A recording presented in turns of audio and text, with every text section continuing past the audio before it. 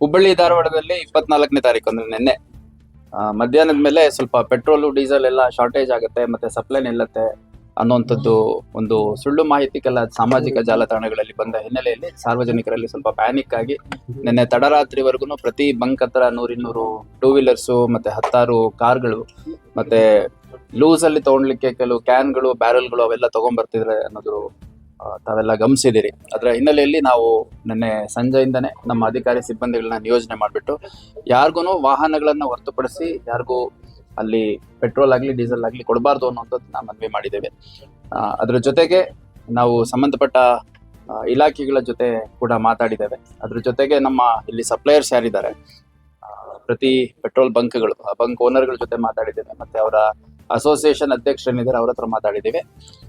ಇದ್ರ ಜೊತೆಗೆ ನಮ್ಮ IOC HPCL ಏನು ನಮ್ಮಲ್ಲಿ ರಿಸರ್ವಾಯರ್ಸ್ ಇದ್ದಾವೆ ಅವ್ರಗಳ ಮುಖ್ಯಸ್ಥರ ಜೊತೆ ಕೂಡ ಮಾತಾಡಿದ್ದೇವೆ.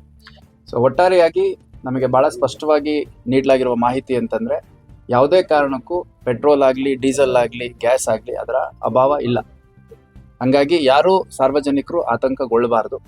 ಮತ್ತೆ ಸಾಮಾಜಿಕ ಜಾಲತಾಣಗಳಲ್ಲಿ ಕೆಲವರು ಸುಳ್ಳು ಸುದ್ದಿಯನ್ನೇ ಸ್ವಲ್ಪ ಗ್ಲೋರಿಫೈ ಮಾಡಿಬಿಟ್ಟು ಹೆಚ್ಚು ಪ್ರಚಾರ ಪಡ್ಕೊಳ್ಳಿಕ್ಕೆ, ವ್ಯೂಸ್ ಪಡ್ಕೊಳ್ಳಿಕ್ಕೆ, ತಮ್ಮ ಪ್ರೊಫೈಲ್ ಬಿಲ್ಡ್ ಮಾಡಲಿಕ್ಕೆ ಈ ಥರ ಸಂದರ್ಭಗಳನ್ನ ಉಪಯೋಗಿಸ್ಕೊಂಡಿರುವಂಥದ್ದು ಕಂಡು ಬಂದಿದೆ.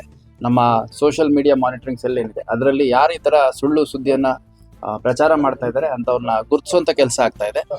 ಸಾರ್ವಜನಿಕರಲ್ಲಿ ಆತಂಕ ಉಂಟು ಮಾಡುವಂಥ ಪ್ರಯತ್ನ ಮಾಡುವಂಥವ್ರ ಮೇಲೆ ಕಾನೂನು ಕ್ರಮವನ್ನು ಕೈಗೊಳ್ಳಲಾಗತ್ತೆ. ಮತ್ತೆ ಸಾರ್ವಜನಿಕರು ಯಾವುದೇ ಆತಂಕಕ್ಕೆ ಒಳಪಡದೆ ತಮ್ಗೆ ಅಗತ್ಯ ಯಾವಾಗಿರುತ್ತೆ ಅಗತ್ಯಕ್ಕೆ ಅನುಸಾರವಾಗಿ ಪೆಟ್ರೋಲ್ ಬಂಕ್ಗಳಿಗೆ ಹೋದ್ರೆ ಉತ್ತಮ.